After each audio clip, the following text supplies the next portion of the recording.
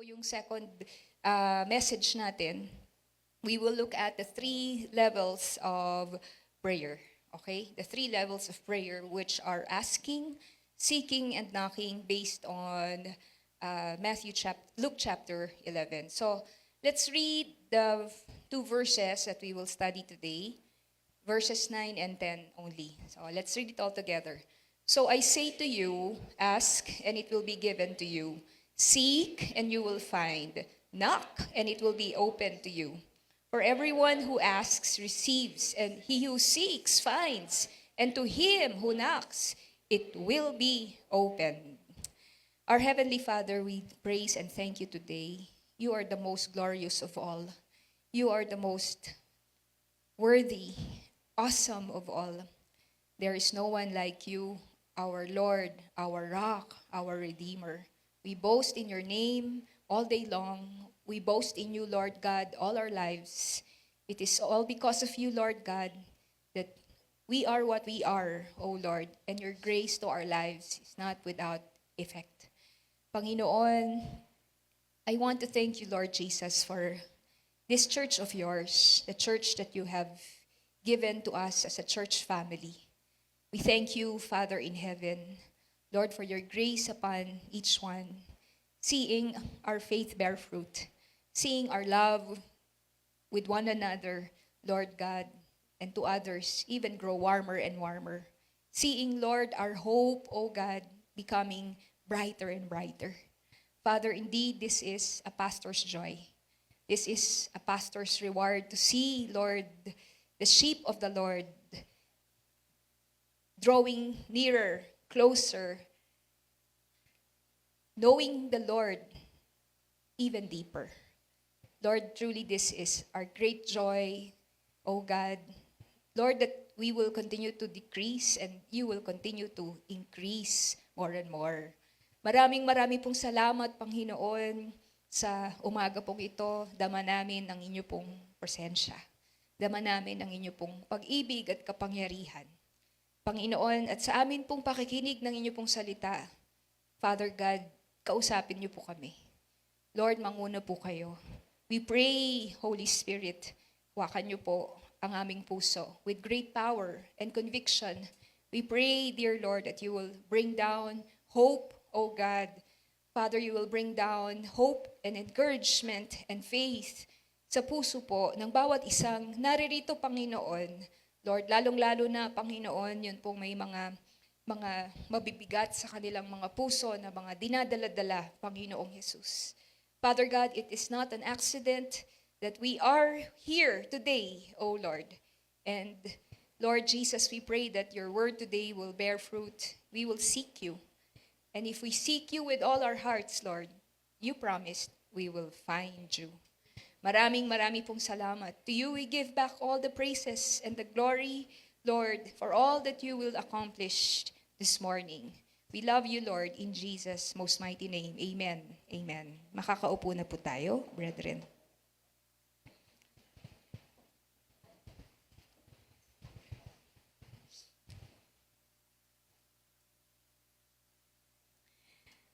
Oftentimes, naririnig niyo siguro yung kataga na asking is the rule of the kingdom. Ibig sabihin po noon, ang kaharian ng Diyos ay punong-puno ng biyaya at punong-puno ng mga pagpapala. Alright? Ngunit ang rule ng Diyos ay kinakailangan tayong magdasal. Kinakailangan tayong humingi at lumapit po sa Kanya. Ito po ay ina-emphasize po natin. We are emphasizing prayer last week and also today, brethren, because the whole point of Christian life is that we may draw nearer to the Lord. It is not just changing our religion. It's not about that. It's not about coming up with a new set of rituals or ceremonies. It's not about that. It's not about just having a new set of friends or religious forms, especially during Sunday. But the whole point of our faith, brothers and sisters, is to grow in our relationship with the Lord. It is really prayer. Amen? It's really prayer to have a deeper contact with God, communion, fellowship with the Lord. Because we can serve God, we can minister to people, minister to God, but if Jesus is not dear to our hearts, then everything is for nothing. Jesus has to be near to our hearts. Kinakailangan po ang Panginoong Jesus ay tunay na maging katangi-tangi sa atin pong mga puso. That's why here in Luke 11, it says, "So I say to you, ask, and it will be given to you.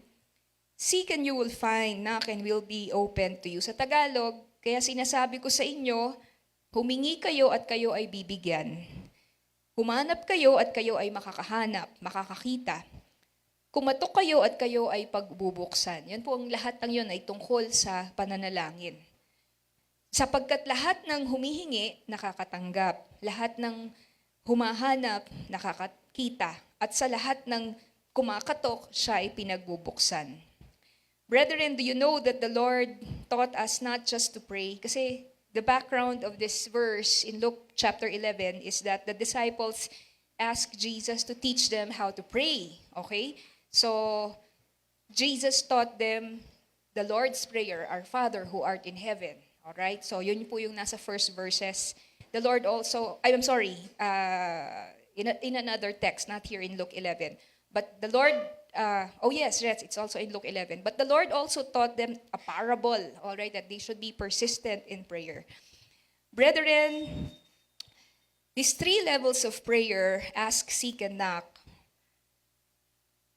encourages us to give it all with God when we pray. All right? To give it all with God when we pray. And as I was studying this passage, all the more na-appreciate ko po itong teaching ng Diyos, ng Panginoong Jesus tungkol sa pananalangin.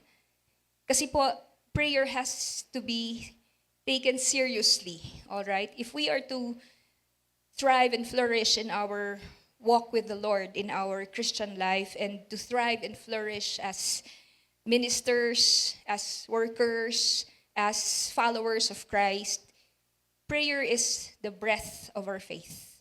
We no longer live out of faith when we no longer pray. If we are to live by faith, it means we have to live by prayer. All right? So, ito yung lungs natin eh. Ito yung hininga natin eh. Yung pagpe-pray, pananalangin. At dito po sa ask, seek, and knock, we will find that Jesus was not just telling us to ask, He is telling us to ask and seek. And not just ask and seek, but ask, seek, and knock. Alright? Which means take praying seriously. Alright? Take praying seriously. Just a brief background, the Lord taught this section on prayer. Alright? Again, to answer the disciples' request.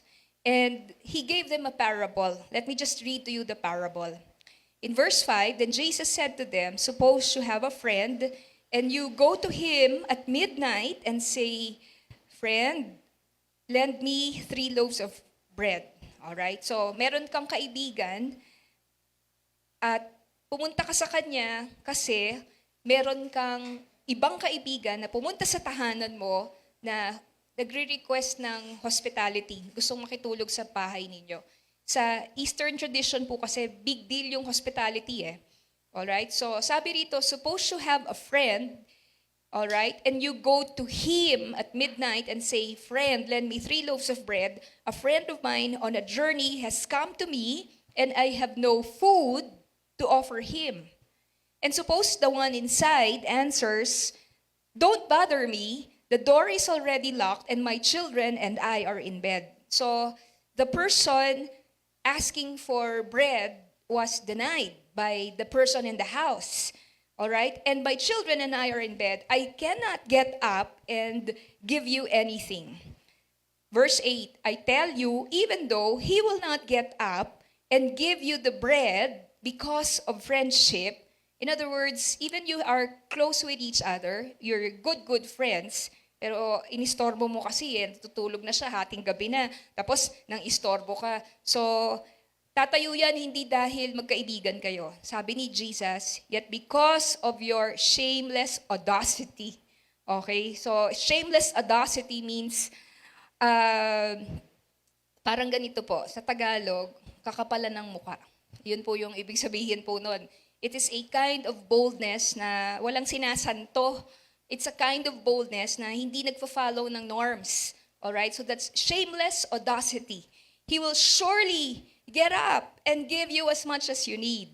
That's why, pagdating dun sa verse 9, so I say to you. Okay? So yun yung context nung ask, seek, and knock. Yung parable nito. So I say to you, ask and it will be given to you. So it is so easy to understand yung parable nito ni Lord. We took this up already during the pandemic. And essentially, ang ibig sabihin ng parable na ito is that persistence or importunity means yung sinasabi ko kanina, it is yung boldness na hindi nahihiya. Alright? Persistence or importunity wins in man's natural affairs. Yung sa kakulitan, pinagbigyan mo na kasi troublesome na siya eh. 'Di ba? Sakit na siya ng ulo. Nakukonsumi ka na, so para tumigil na, hindi ka na ma-stress, pagbigyan mo na. Bigyan mo na ng tinapay, yung gusto niya. I like what Matthew Henry said. If we can prevail with men by persistence, because men do not like being troubled, how much more can we prevail with God when God is pleased with our persistence? Alright? Amen po? So sinasabi rito ni Matthew Henry, yung in reference to this parable, kung ang taong makasalanan nagbibigay dahil sa ayaw niya na ng kulitin siya, ng kulitin, paano pa kaya ang Diyos na hindi na magbibigay sa atin, samantalang ang Diyos po ay gagalak, natutuwa siya kapag tayo po ay nangungulit. Amen? So, mga kapatid, ikaw ba ay nangungulit sa panalangin? Ikaw ba ay, tanungin po ninyo ang inyong mga sarili. Tanungin natin ang ating mga sarili. Tayo ba ay nangungulit kay Lord sa pananalangin? So if persistence could prevail over a person who is irritated, angry, and unwilling, how much more if we pray persistently to God, who's not angry when we pray importunately, but is more than willing to answer our prayers, most especially when we are praying not for ourselves, but we're praying for others. So it makes great sense when Jesus says, so I say to you. Okay? So I say to you. Kaya naman, sa Tagalog, yun po ang ibig sabihin nun, kaya naman sinasabi ko sa'yo, alam, grabe po ito, no, mga kapatid. Kasi tayo na nga yung nangangailangan ng mga sagot sa panalangin, pero kinakailangan tayo pa yung i-encourage manalangin. Amen po? Tayo na nga yung kinakailangang manalangin, pero parang pakipot pa tayo, di ba? Parang tayo pa yung dead mark sa panalangin, di ba? Na kinakailangan pa si Lord na i-encourage tayo ng todo-todo, mag-come up pa siya ng parable para lang tayo lumapit sa Kanya. Our Lord tells us to ask, seek, and knock as a matter of, ito po, indisputable fact. Ano ibig sabihin nun? What the Lord is saying here is coming to God, asking, seeking, and knocking will surely, 100% it will be answered. It is an indisputable fact. Kumbaga, alam naman nating lahat na ang sun, okay, ang araw, tuwing umaga, sumisikat yan. Kaya kapag may taong nagsabi sa'yo, sisikat ang araw bukas. Sigurado ako, sisikat ang araw. Ano po, alam mo na yung sinasabi niya ay given. Kasi talaga namang sumisikat ang araw tuwing umaga. Kaya pag sinabi ni Jesus na, ask and it will be given to you. Seek and you will find. Knock and the door will be open to you. Ang ibig sabihin nun, Jesus is saying, this is an indisputable fact. It's like me telling you that the sun will rise in the morning and you say, of course it does. Of course it does. All right? Because it always rises. And that's also what Jesus is saying here. Why are you not asking? Why are you not seeking? Prayer always gets answered. Amen? Prayer always gets answered. At ngayong umaga, yun po yung titingnan po natin. Ano bang ibig sabihin ng ask, seek, and knock? Ask, sa Tagalog, paghingi. Alright? Seek, paghanap, pag-knock, pagkatok. Ask, seek, and knock are three various ways to pray according to intensity and urgency. They are three levels of prayer put on ascending scale. Alright? They are three levels of prayer put on ascending scale based on intensity and urgency. Okay? So, because our needs can be sort of categorized based on those things. Ano yung pinaka-intense? Ano yung pinaka-urgent? Ano yung pinaka-now na? Kailangan. The first is ask. Alright? What is asking? Paghingi sa Diyos. Asking is the type of prayer which is a mere statement of our wants. Okay? It is a mere statement of our wants. Panginoon, kailangan ko po sana ngayong umaga ng lakas kasi po, actually, I'll tell you something. Kanina po, pray ako kay Lord Kasi I slept late last night, past 12, and then I woke up early. Alright? Kasi ginawa ko yung PowerPoint natin. Tapos siguro, sa afternoon, nagpe-prepare po ako ng kape. Antok na antok ako. Sabi ko kay Brother M, sabi ko, sa sobrang antok ko, umiyak ako. Alam niyo po yun? Yung, kasi hikab ka ng hikab, tapos tulo ng tulo yung luha mo kasi antok na antok ka. Alright? Tapos nag-pray ako kay Lord. Sabi ko, naisip ko pa nga itong ano natin yung tawag dito, itong message natin. Nag-pray ako kay Lord. Sabi ko, Lord, antok na antok po ako. Tanggalin niyo naman po yung antok ko. Tapos hindi ko na naisip yung concern na inaantok ako. Tapos, nawala yung antok ko. Okay? As in, finished. Wala na. No? So, eto na. Nakatayo na po ako. Yun yung it's a mere statement of needs. It's a mere statement of wants. Can you think of something that you could ask for to the Lord right now? Maybe right now you are sleepy listening to me. And you need to pray, Lord, I'm sleepy. Please wake me up. And intindihan po natin, and the Lord will answer. All right? The Lord will answer. Sometimes we need to have that kind of attitude that every little need, every slightest need, we can tell the Lord. Every slightest need, we can tell the Lord. Okay? Every slightest need. Can you think of a slight need right now? Can you think of siguro, Lord, hindi ko po alam kung saan ako kukuha ng pang-lunch ko. Kulang po yung pera ko, saan kaya ako magla-lunch, Panginoon? Alright? And you can pray to the Lord. Just tell the Lord. It doesn't have to be complicated. Just tell the Lord. Okay? Mga kapatid, napakadami po nating hinaharap na mga maliliit, araw-araw na mga pangangailangan. At ang kailangan lang natin gawin ay humingi. Okay? Humingi. Wala pong maliit na pangangailangan sa harap ng Panginoon. Otherwise, God would not have taught us to ask. He would not have taught us to ask. Alright? Ito po. In Psalm number 5, asking is coming to God with a simple faith, voicing to God our supplication. In Psalm 5, verse 3, in the morning, O Lord, you will hear my voice. In the morning, I will order my prayer to you and eagerly watch. All right? In the morning, O Lord, you will hear my voice. In the morning, I will order my prayer to you and eagerly watch. How seriously do you take prayer? What are the things that you're going to do for the day, for example? Brethren, I make lists. I make lists of the things I will pray for, especially if it's going to be, a difficult day, at least, if not on paper, at least a mental list. I take praying seriously. We should take praying seriously. Amen po? We should take praying. Do you have reports today, quizzes, exams for those who are students? For those who are working, perhaps you need to attend to some matter, to a client. You need to make a report to your boss. All of these things. In the morning, Lord, I will order my prayer. I will order my prayer. Hindi mo naman kinakailangan mag-pray, maghalupasay sa harapan ng Panginoon. No, you just ask. You just voice your needs to to the Lord. Amen po? You just voice. Maybe sometimes we wake up in the morning and we realize, Lord, ba't ang lungkot ko? My spirits are down.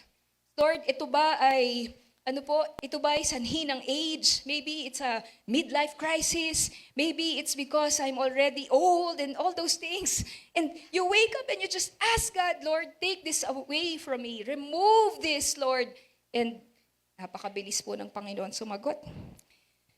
Spurgeon once said, true prayer is an inventory of wants, a catalog of necessities. Amen?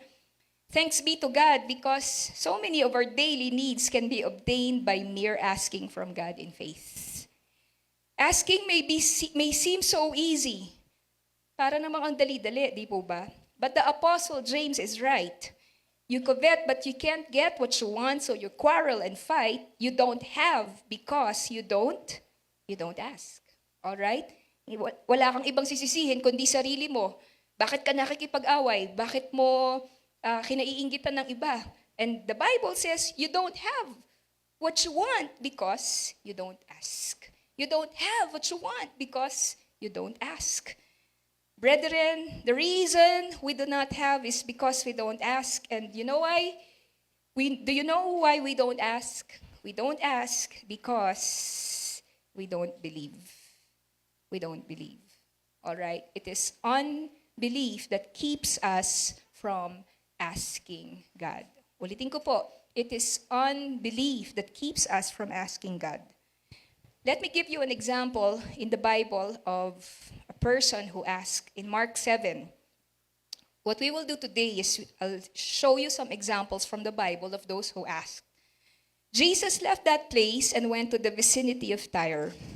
He entered a house and didn't want anyone to know it. Yet he could not keep his presence secret. In fact, as soon as she heard about him, a woman whose little daughter was possessed by an impure spirit came and fell at his feet. The woman was a Greek, sabi po dito, born in Syrian Phoenicia. Hindi siya Hudyo, Gentile siya. She begged Jesus to drive the demon out of her daughter. Sabi ni Lord, hindi ka agad-agad sinagot ni Lord yung prayer niya. Si Lord, binigyan siya ng test. Okay? Slight lang naman. Sabi ni Lord, first, let the children eat all they want, for it is not right to take the children's bread and toss it to the dogs. Alright? So, ang ibig sabihin po nito, si Jesus kasi tinawag siya, alright, dun sa una niyang pag-una niyang pagdating dito sa lupa, he was called to minister primarily to the nation of the Jews. Alright? To the nation of the Jews. Kumbaga yun yung priority ni Lord to the nation of the Jews kasi he was fulfilling a lot of prophecies in the Old Testament about the coming of the Messiah.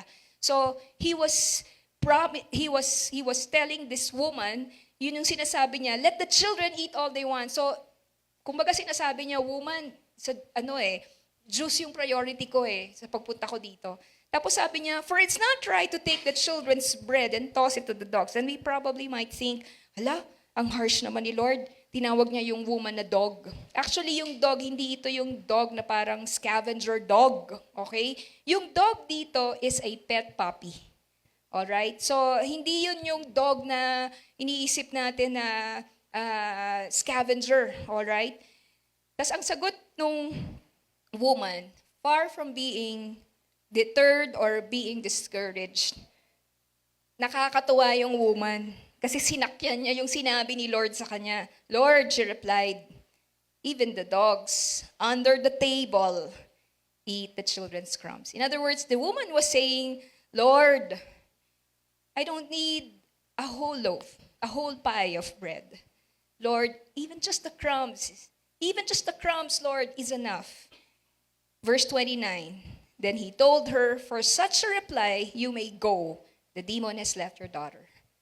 Walang ginawa ang Panginoong Jesus. Di niya kinakailangan pumunta, di niya kinakailangan mag-cast out or whatever. Sinabi niya lang, for such a reply, you may go. The power of the Lord. The demon has left your daughter. In other words, the woman, this Syrophoenician woman, received what she asked for. Okay? Received what she asked for. She went home and found her child lying on the bed and the demon gone. Amen? Brethren, would you and I ask? How many would say, yes, I will ask? Yes! All right?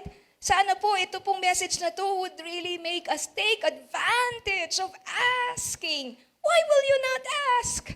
Why will you not ask when everyone who asks receives? Sabi nga, oh, what peace we often forfeit. Oh, what needless pain we bear. All because we don't carry everything to God in prayer. Sabi po ng isang hymno, bakit hindi ka humingi? Bakit hindi mo ilapit sa Panginoon? Brethren, you know what God sees? Our faith. Amen? He sees our faith. He sees yung pong pananampalataya, yung pagtatrust. We will not receive when we don't believe. Okay? Because the only thing that pleases God is our faith. He is not pleased with our unbelief. He is pleased when we believe. Amen po? He is pleased when we trust. He is pleased when... alam niyo po, bakit sabi, ang sumunod kasi rito, who among you, even if you are evil, ang anak mo humingi sa'yo ng tinapay, bibigyan mo ba siya ng snake? Ang anak mo humingi sa'yo ng itlog, bibigyan mo ba siya ng alakdan? Paano pa kaya ang Diyos ninyo na Ama sa langit na hindi kayo bibigyan ng mga bagay na mabubuti? Mga kapatid, wag po natin itong kakaligtaan. Meron po akong isang naalala. This is an old illustration of a woman who was caught by communists, all right? And she was caught, she was put in prison, and then she got very, very hungry. All right? She got very, very hungry. To the point po na, na siya, talagang emaciated na yung katawan niya, payat-payat na niya and all. Tapos ito, bigla siya nag-crave ng saging. Okay? So, Christian ito na imprison nga sa communist. Nag-crave siya ng saging. Sa lahat naman ng i-crave niya, saging pa. Tapos sabi niya, nag-pray siya, sabi niya sa Panginoon, Lord, pahingi naman po ng saging. Alam ko, imposible po ito. Pero pahingi naman po ng saging kasi nga, di ba, prisoner siya eh. And you know what? That same day, alright, this is a true story. One of the communist soldiers opened the door and lo and behold, he was holding one piling of saging, okay, and threw it at her and said, that's all yours. Alright? Brothers and sisters, did you try to ask? Did you try to ask? Ask! And what is the promise? You shall receive. You shall receive. Ask, and you shall receive. All right? Napakadami. Would you need wisdom? Do you need strength? Do you need power of the Lord? Ask. Now, the second level of prayer is seeking. Okay? The second level of prayer is seeking. What are the characteristics of seeking prayer? All right? Kunyari, hindi sinagot ni Lord yung prayer mo, nag-ask ka. Punta ka sa next level. Punta ka sa next level of seeking. Here in the seeking level of prayer, the petitions demand a bit more urgency. Okay? The petitions demand a bit more urgency. There are needs that we normally find in our everyday life, but there are needs na hindi agad-agad sinasagot ng Diyos, alright? At hindi ito mga pang-araw-araw o mundane lamang na mga pangangailangan. Pero itong mga need na to, the answers for these needs have important implications. Not just to our lives, but most especially to the kingdom of God. All right? Can you think of something right now na need mo, all right, na mabigat yung implications ng needs na yon kung sasagutin ng Diyos o hindi. In the seeking type of prayer, there is a more active desiring for God's answer to prayer. All right? There is a more, hindi na ito yung humingi ka lang kay Lord ng piling ng saging. Okay? Hindi niya yon kasi ano lang yun mababaw lang 'di ba? Pero ito, mas malalim yung desire na sagutin ng Panginoon yung panalangin po na iyon. Alright? There is a more active desiring. So, we pray with great longing, striving, with emotions, and holy labors. Alright? So, naintindihan po natin. So, yung asking, hindi ka naman lalapit sa Panginoon, Lord, gusto ko ng pizza. Diba? At sumiiyak ka, Panginoon, nagtatangs ka pa, Panginoon, Lord, gusto ko po ng pizza. Hindi naman ganun, diba? Kasi hingi ka lang, Lord, pengi po ng pizza. Pero pag nagpe-pray ka na, okay? Nagpe-pray ka na, for example, para sa salvation ng iyong mahal sa buhay. Alright? Hindi naman yun, Lord, pwede po ba niyo siyang isave? In Jesus' name, amen. Okay? Tapos nakikita mo siya araw-araw. Alright? Na ang layo niya sa Panginoon. Pag nag-pray ka na, kita mo yung, nararamdaman mo yung burden, nararamdaman mo yung need, nararamdaman mo yung implications na, Panginoon, pag namatay itong taong to, hindi siya pupunta sa iyo, pupunta siya sa hell. Alright? So, this time when you pray, you're going to pray with more urgency, with more active desiring. Sometimes, we never succeed to the seeking level. Sometimes, we just know the asking, but the seeking level, we do not take advantage of it. Now, the Bible says, if you seek, what? You will find. Makakakita ka. If you seek, you will find. Parang ganito po yan.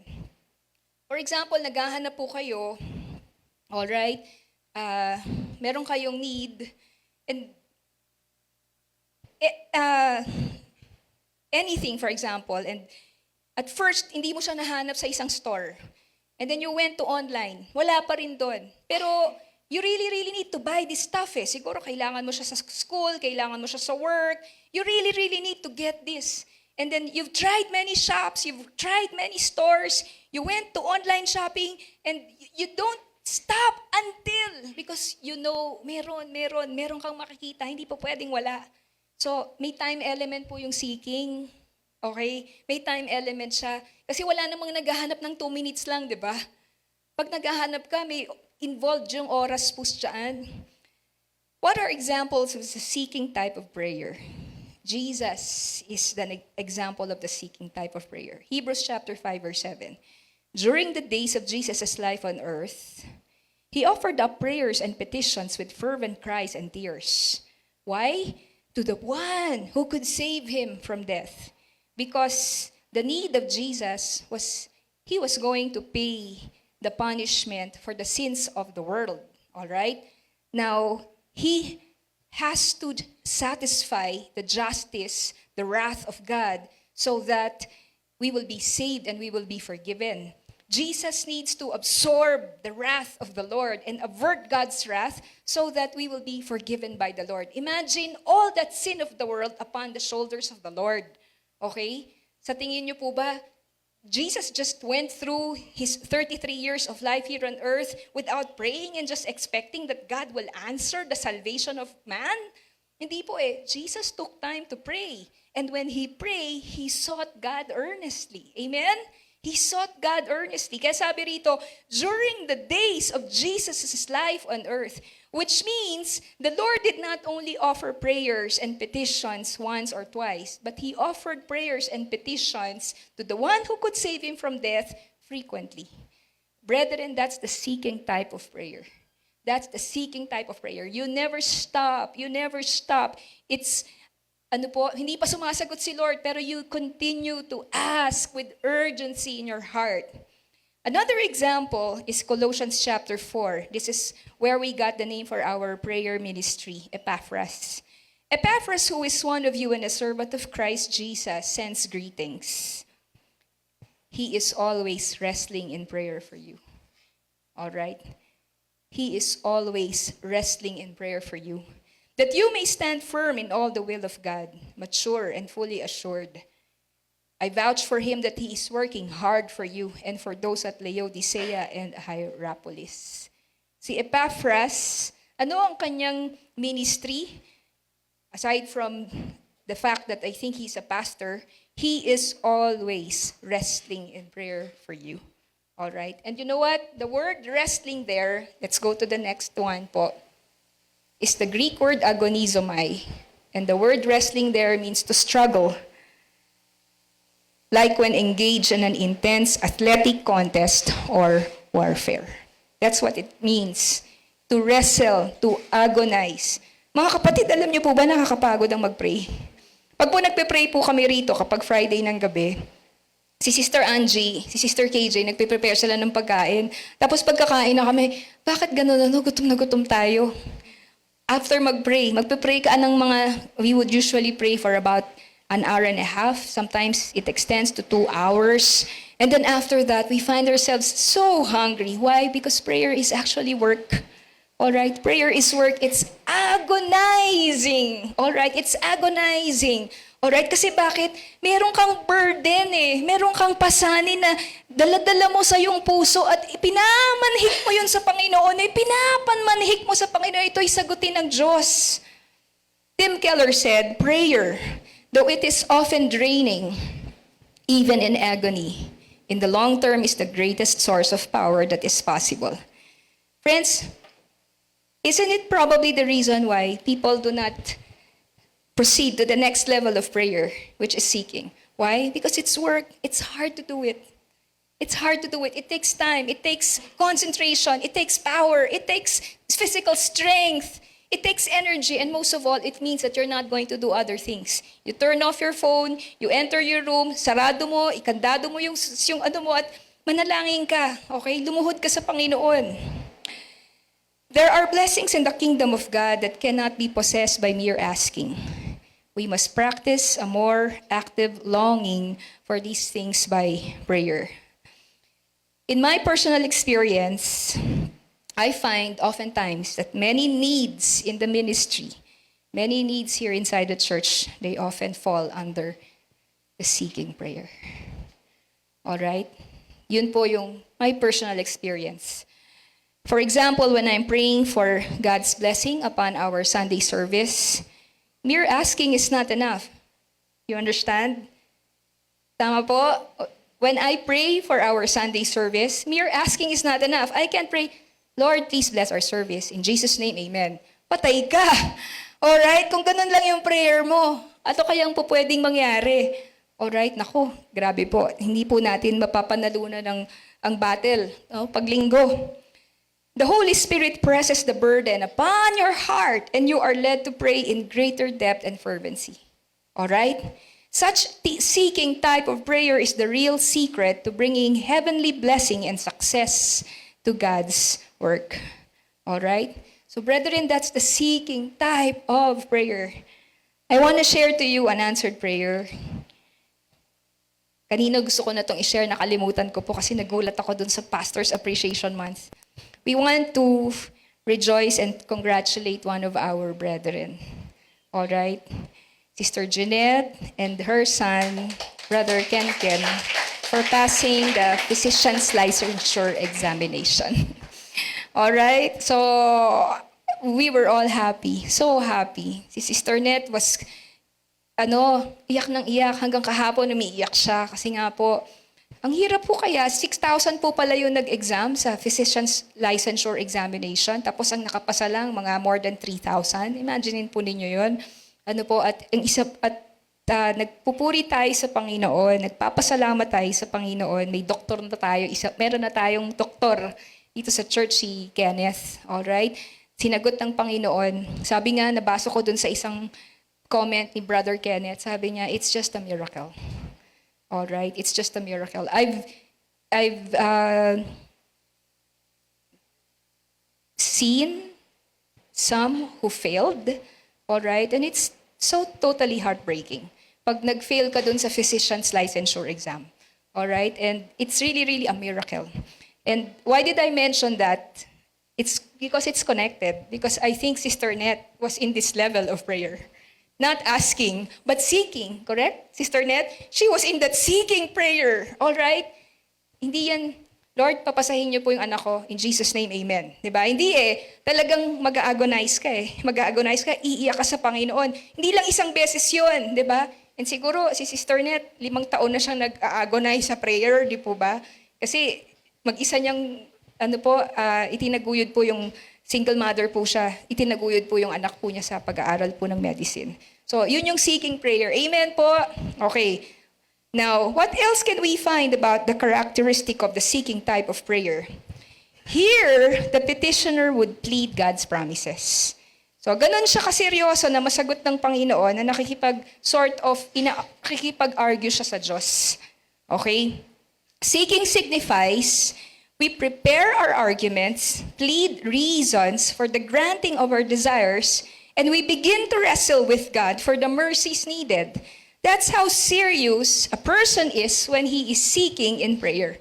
When you are seeking in prayer, you prepare your arguments. You prepare your reasonings. So ano yung reasonings na yun? It's actually just the promises of God. Lord, di po ba sabi niyo po? Lord, di po ba sabi niyo po sa word ninyo, ganito, ganito. Brethren, we have great needs, but God has great promises which we can plead before His throne of grace. And we plead God's promises not because God forgot or because God needs to be reminded. We plead God's promises because the prayer of faith is based on the written promises of God. Amen? The prayer of faith is not based on emotions. Amen po? The prayer of faith is not based on tears. The prayer of faith is based on the written promises of God. It is based on the character of God. Malakas ang loob mong ipamanhik sa panalangin. Ano po? Yung active desire na ipag-pray itong mga bagay na ito. Bakit? Kasi may pinanghahawakan kang salita ng Diyos. May pinanghahawakan kang pangako ng Panginoon. Alright? Brethren, you know what? Do you have a lot of needs? You're blessed. Because if you're living a comfortable life, that is the greatest danger to leading a prayerless life. Maybe you don't pray a lot because your life is easy and comfortable. Pero kung marami kang daladalang problema, kung marami kang daladalang, kabigatan sa iyong puso, marami kang responsibilidad, marami kang inaatupag na mga bagay-bagay, hindi ka po pwedeng hindi maging prayerful na Kristiyano. Amen po? Magiging prayerful ka na Kristiyano kasi, itong mga kabigatan na ito ay Diyos lamang ang makakatugon. At of course, nandoon po yung kagustuhan po nating ang Diyos ay lalo pong maluwalhati at makilala. Sino ang isang ehemplo po sa Bible of a person who pleaded God's promises? It's Moses. All right? One example is Moses. In Exodus chapter 32, here, when Moses was on top of the mountain on Sinai, he was meeting with God, but the people down below, they committed idolatry. All right? So sabi ni Lord kay Moses, "Go down because your people whom you brought up out of Egypt have become corrupt. They have been quick to turn away from what I commanded them and have made themselves an idol cast in the shape of a calf. They have bowed down to it and sacrificed to it and have said, 'These are your gods, Israel, who brought you out of Egypt.' I have seen these people," the Lord said to Moses. "They are a stiff-necked people." Ang titigas ng ulo. "Now leave me alone so that my anger may burn against them and that I may destroy them. Then I will make you into a great nation." I believe that God was just really testing the heart of Moses and the love of Moses for the people of God here. All right? Because in verse 11, Moses sought the favor of the Lord his God. "Lord," he said, "why should your anger burn against your people whom you brought out of Egypt with great power and a mighty hand?" Pinaalala niya sa Diyos kung ano yung ginawa ng Diyos para sa kanila. "Why should the Egyptians say it was with evil intent that he brought them out, to kill them in the mountains, to wipe them off from the face of the earth?" So sinasabi ni Moses, "Lord, ano na lang ang iisipin nila? Na ikaw ay hindi mabuting Diyos? Ikaw ay Diyos na masama? Kasi inilabas mo lang sila sa Ehipto para sila paslangin, para sila lipulin. Lord, ano na lang ang iisipin nila?" So what Moses here was concerned of is the glory, the honor of God. "Turn from your fierce anger. Relent. Do not bring disaster on your people. Remember your servants, Abraham, Isaac, and Israel, to whom you swore by your own self, I will make your descendants as numerous as the stars in the sky, and I will give your descendants all this land I promised them, and it will be their inheritance forever. Verse 14, then the Lord relented and did not bring on his people the disaster he had threatened. All right, so that's an example of pleading the promises of God. All right, we now go to the last. The last is knocking, the knocking type of prayer, okay? If after asking and seeking, all right, we still do not obtain what our desires, we should then proceed to the knocking type of prayer, all right? Ano ba tong knocking type of prayer na ito? Spurgeon says, knocking is a loud kind of asking, a vehement form of seeking, all right? We become importunate. We are not content with asking, giving reasons, but we throw the whole earnestness of our being into our request because it cannot go unanswered. Lord, game na, now na, emergency na ito, Panginoon. I won't let you go, Lord, till you answer. I won't let you go, Lord, till you answer. In Matthew chapter 11, verse 12. Now, I want to insert this verse for us to understand yung bigger context po nitong knocking. Sabi sa Matthew 11:12, from the days of John the Baptist until now, the kingdom of heaven has been subjected to violence, and violent people have been raiding it. Maybe at first instance you will find this verse, wow, ano ibig sabihin yan? Isipin natin siguro negative. Wow, ano kaya ito? Tungkol saan kaya ito? Pero actually, ang context nito, positive, kasi Jesus here was commending John the Baptist, all right? A prophet of the Lord. And then in-insert ito ng Lord, from the days of John the Baptist until now, the kingdom of heaven, in other translation ang nakalagay, has been forcefully advancing, okay? Ito naman, has been subjected to violence, and violent people have been raiding it. Now, what does the violence word here mean?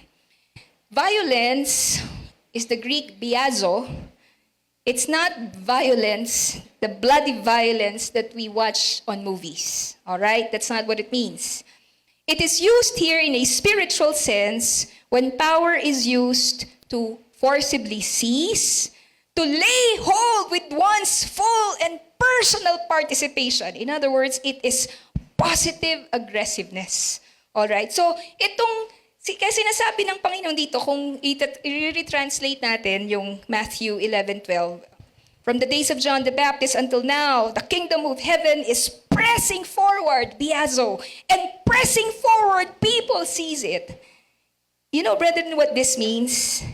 God looks for spiritually violent Christians.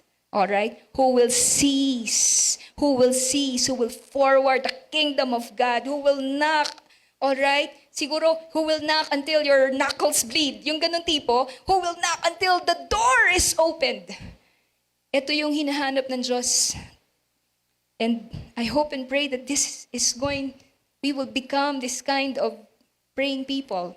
Not just asking, not just seeking people, but people who knock, all right? Who knock, who will seize. The knocking type of prayer is so desperate that it will drop everything and pray like a person in agony who won't let go of God in prayer until God answers. All right? Who won't let go of God until God answers. I think that this knocking type of prayer is not like the seeking which is prolonged. I think this knocking type of prayer is something that happens, okay, in one moment, all right? In one period of time, all right? So, maaring buong magdamag o maaring hours, luluhod ka sa Panginoon hanggang sa makuha mo yung pinagpipray mo, ma-obtain mo yung answer sa yung pinapanalangin. Bigyan natin ng example, okay? Let's go to Acts chapter 12.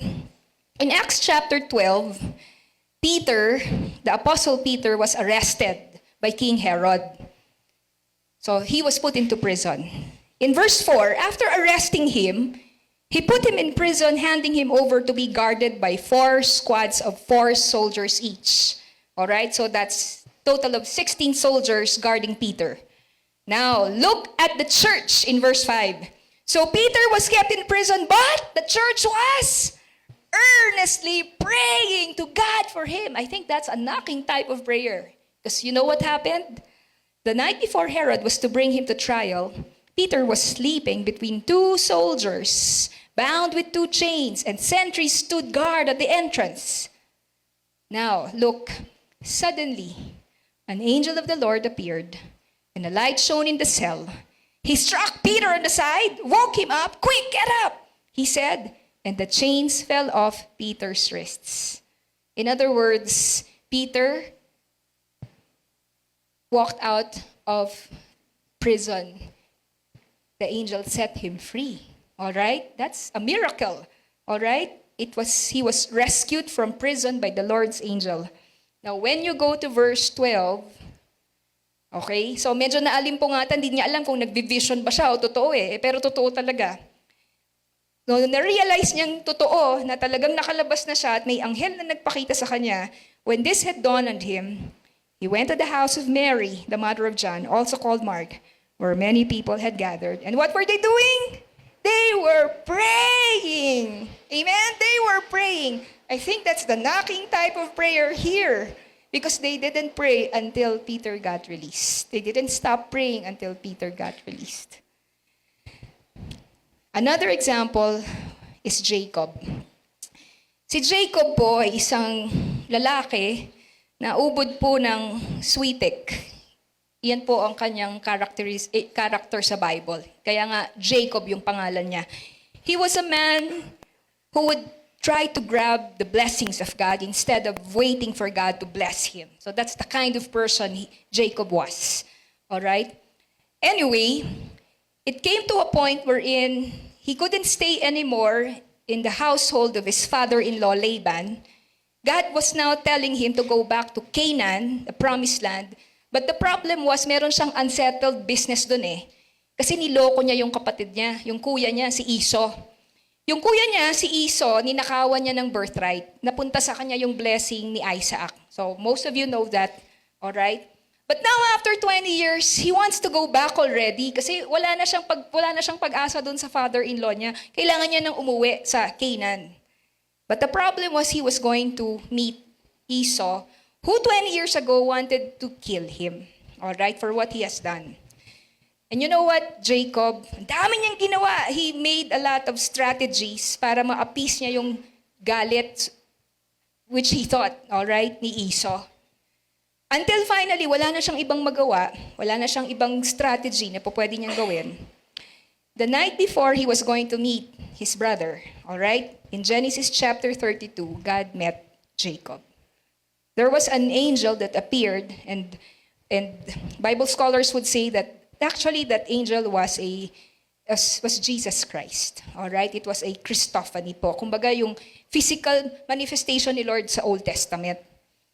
Sabi po sa verse 26.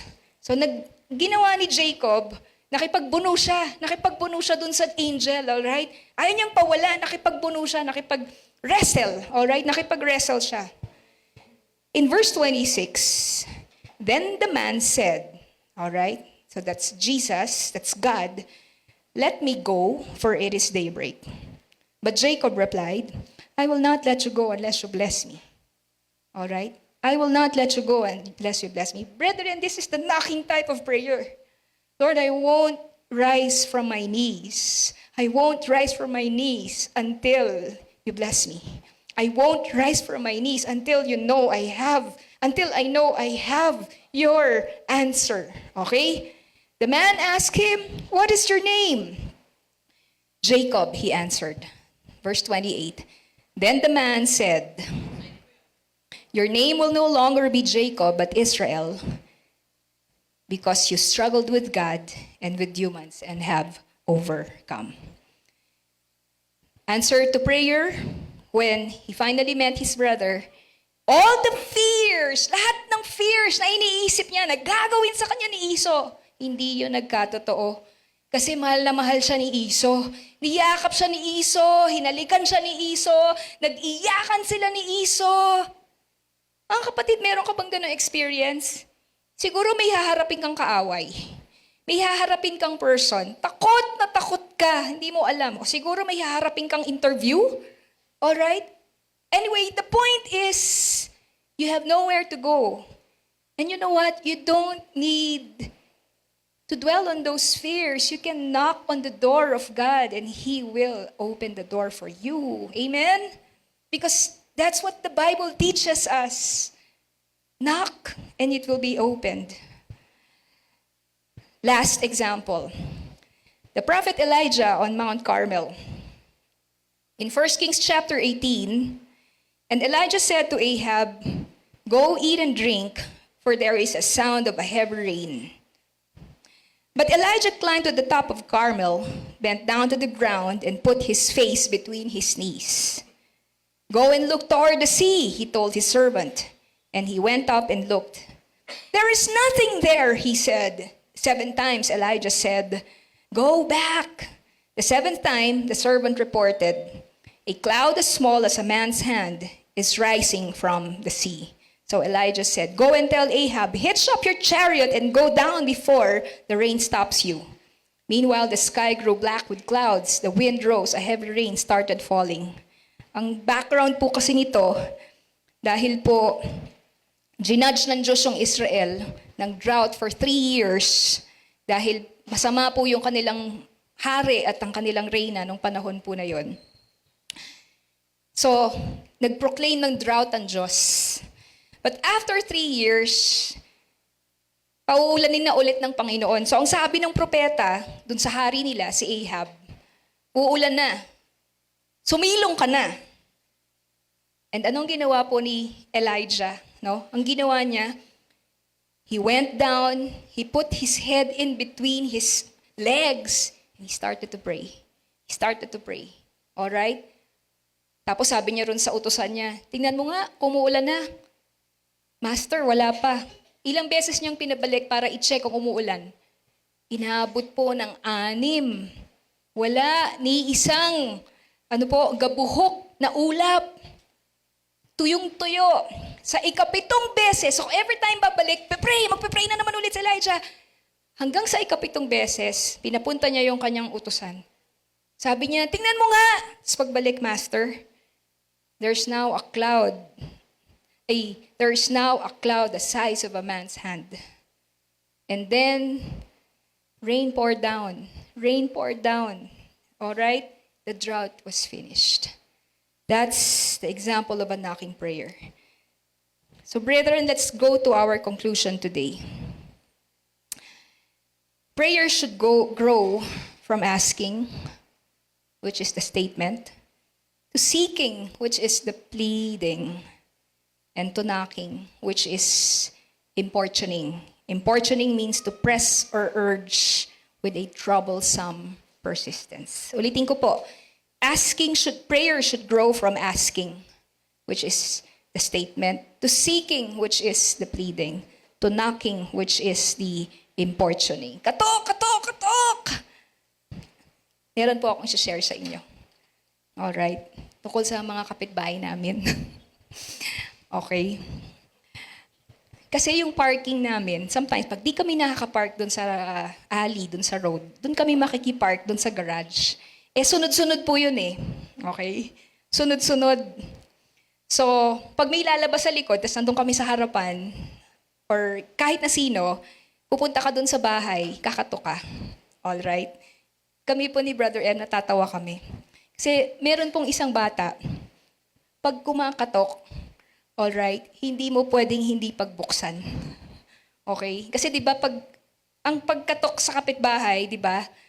Mahihiya ka kasing kumatok 'di ba? Tao po, sintay ka. Tao po, 'di ba? Ganoon 'di ba? Tao po, ito po, hindi pwedeng hindi kami tumayo. Kahit na anong ginagawa namin. Kasi pag kumatok po yung batang 'yon, ganun po talaga, dire-diretso, walang puknat. Okay? Talagang, kaya pag yun na yung kumakatok, sabihin namin yung pangalan. Siya yung kumakatok.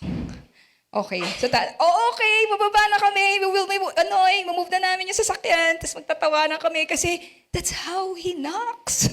O, di ba, nagamit ko pa siya sa illustration ngayong umaga. Di ba? But, in other words, kami, bubuksan namin. Kasi grabing makakatok eh. Pero, paano sa panalangin? That's the knocking type of prayer. Amen po? And does Jesus discourage us from knocking like that? No. He wants us to knock. Amen?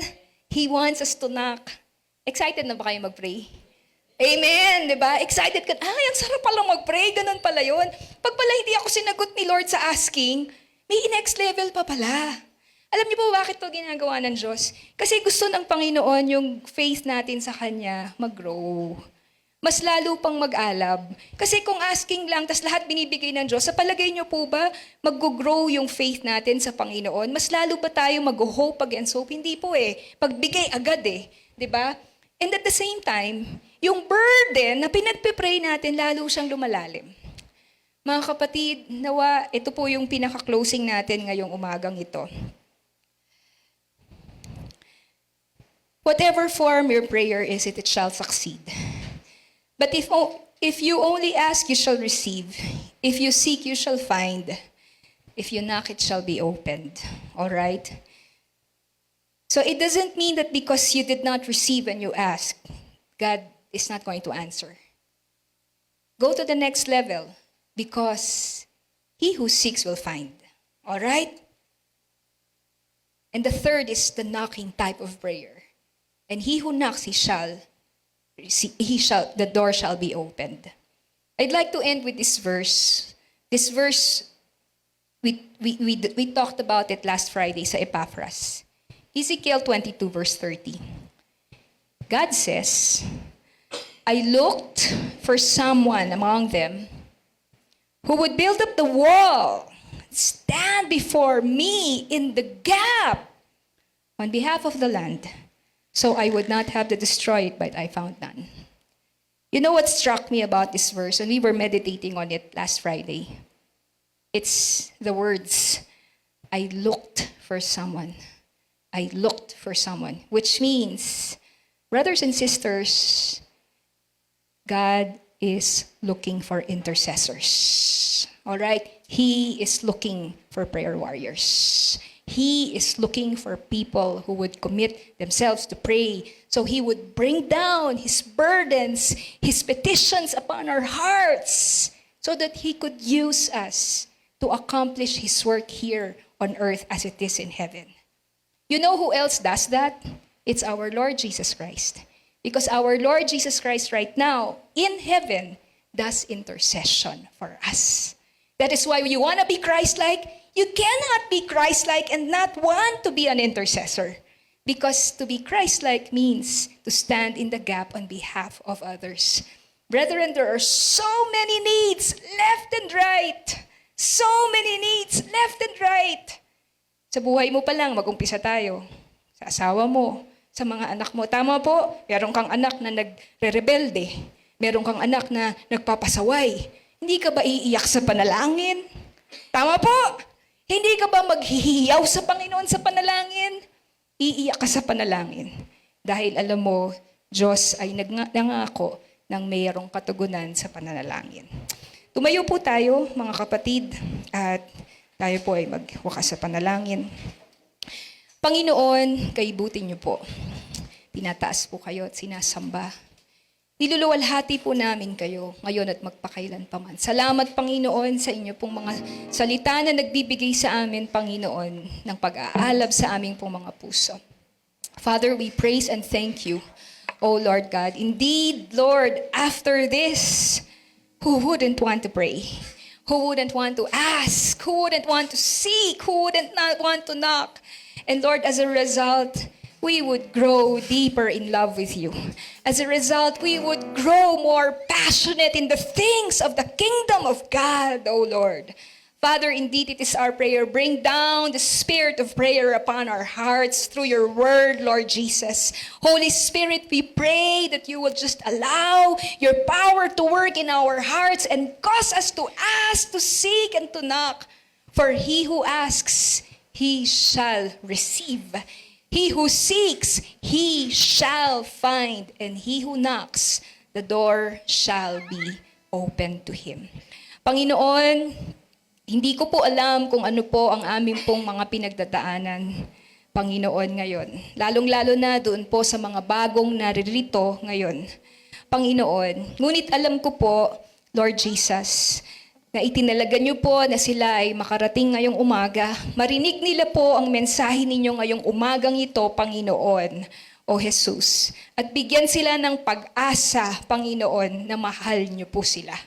Bigyan sila ng pag-asa, Panginoon, na kayo po ang namatay sa krus ng Kalbaryo para sa kanilang mga kasalanan upang sila, Panginoon, ay magkaroon ng ganap na kapatawaran sa kanilang kasalanan at sila po, Panginoon, O Lord, ay maging tunay na mga anak po ninyo. Panginoon, we also commit to you in prayer. We have some brethren here, Lord, who will be having their board exam next month. Father God, and you know the heaviness, you know the anxiousness in their hearts, Lord. Some of our brethren, Lord, will also be facing their bar exams, Lord, and they are already reviewing, Lord, for that, for next year.